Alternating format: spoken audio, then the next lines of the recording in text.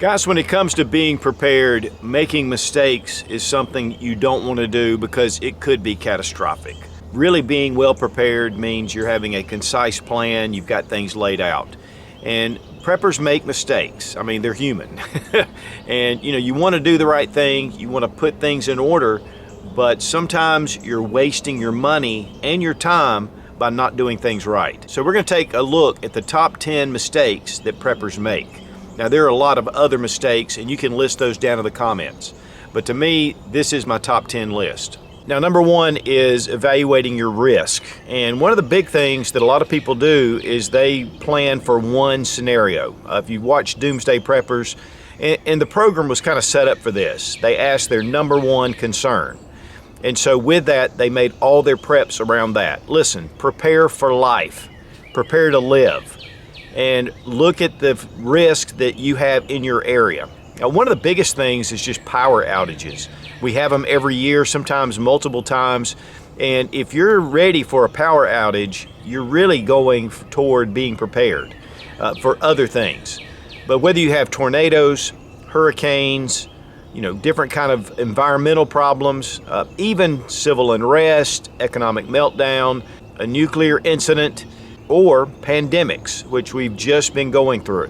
But being ready to handle those different issues, but remember, again, you're preparing for life.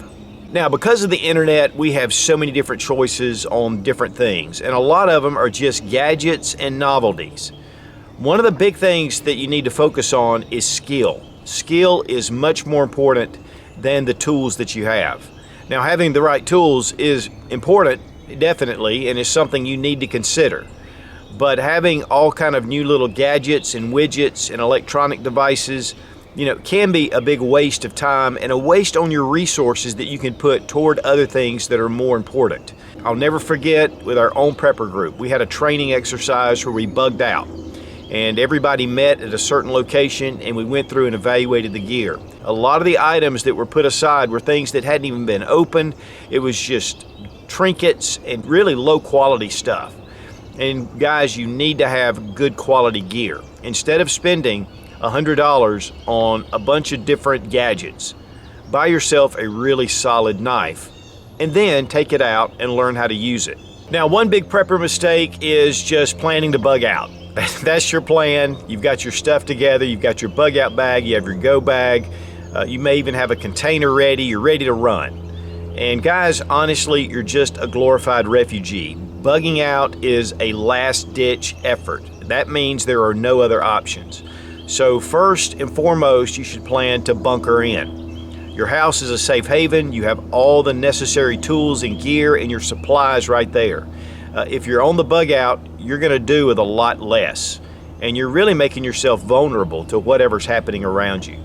So first plan is to bunker in and make sure that you have your food, your water, your medical supplies, your self-defense options, everything right there with you, your tools, tools for making things, being able to get through a grid down situation. But you should also have an evacuation plan, and bugging out is definitely one of those options that you need to consider.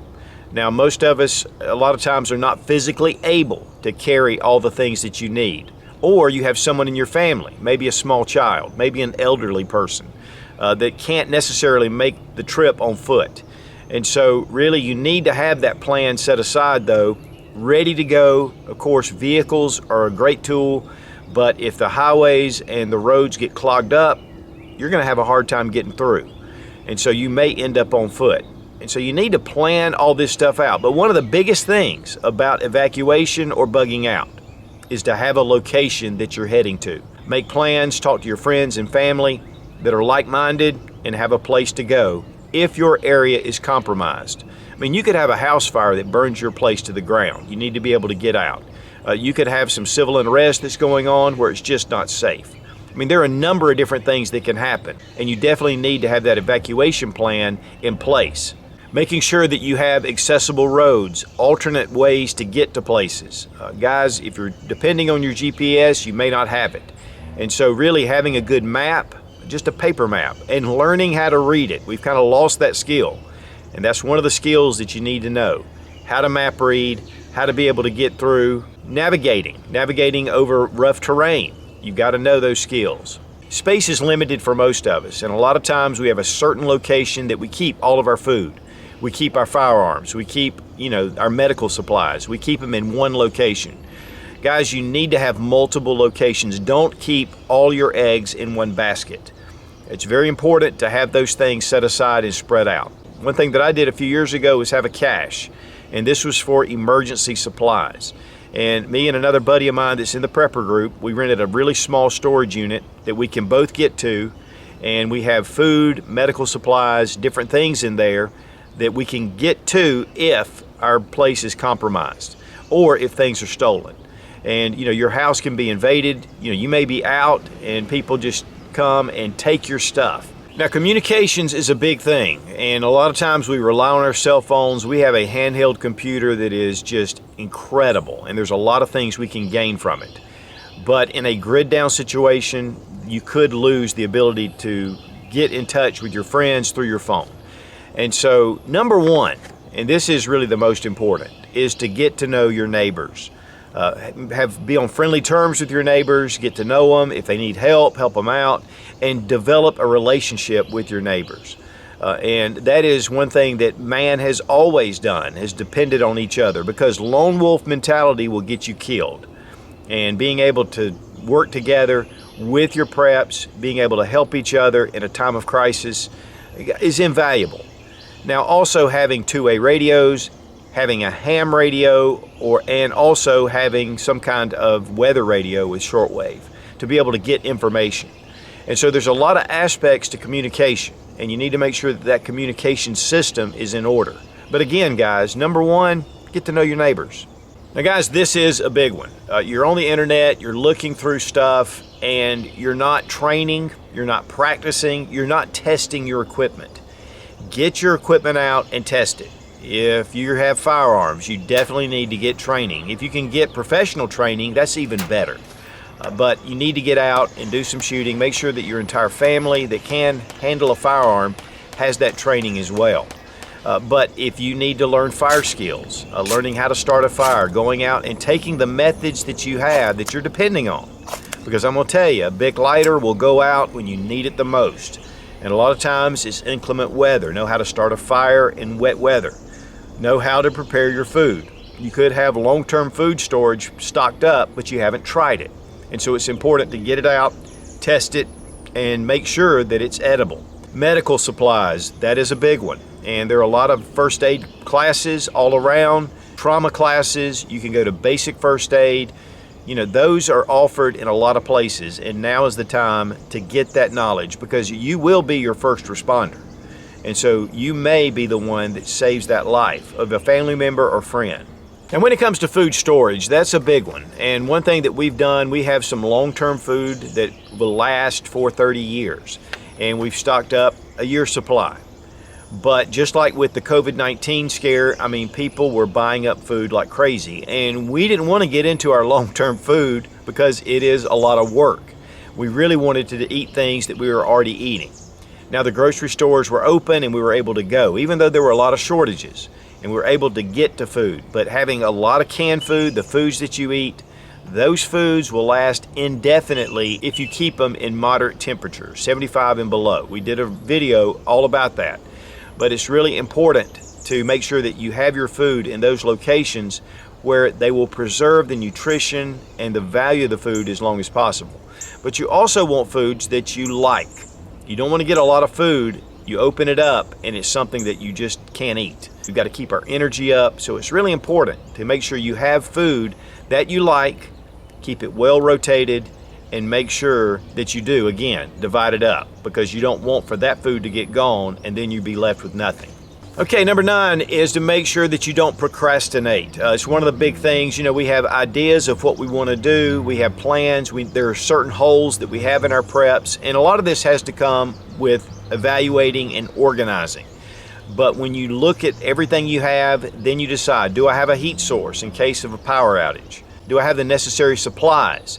Whether it's blankets and different things, sleeping bags, the different things you need to keep your body warm. Do you have a generator? And if you do you know how to use it? Do you have a way to filter water? Water's one of those things that's not sexy, but it's one of those things that you can't live without.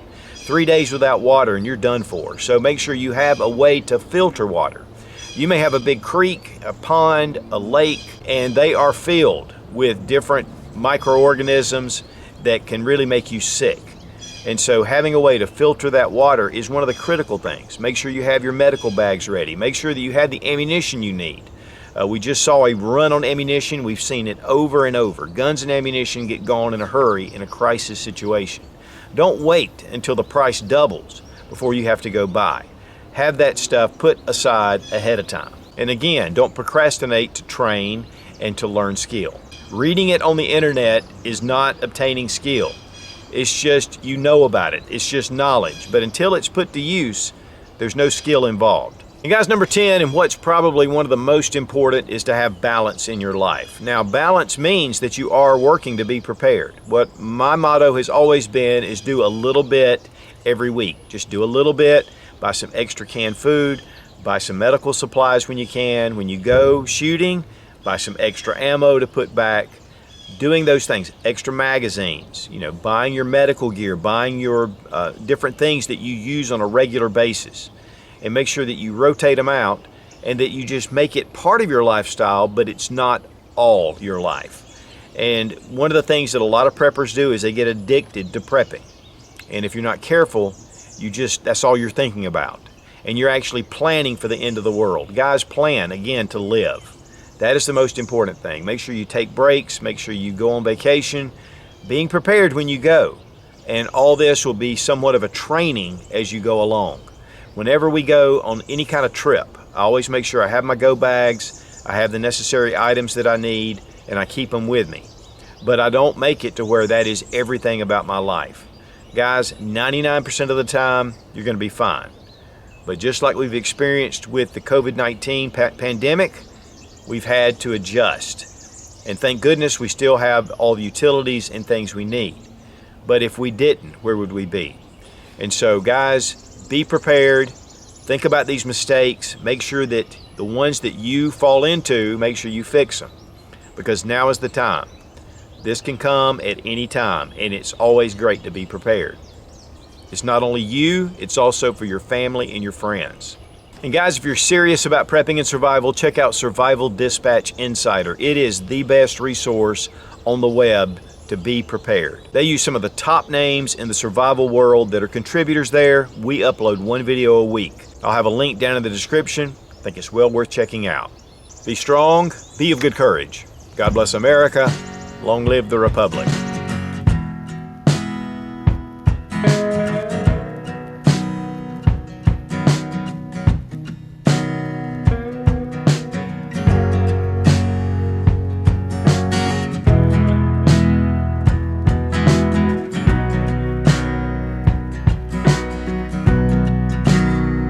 Nuclear power, a nuclear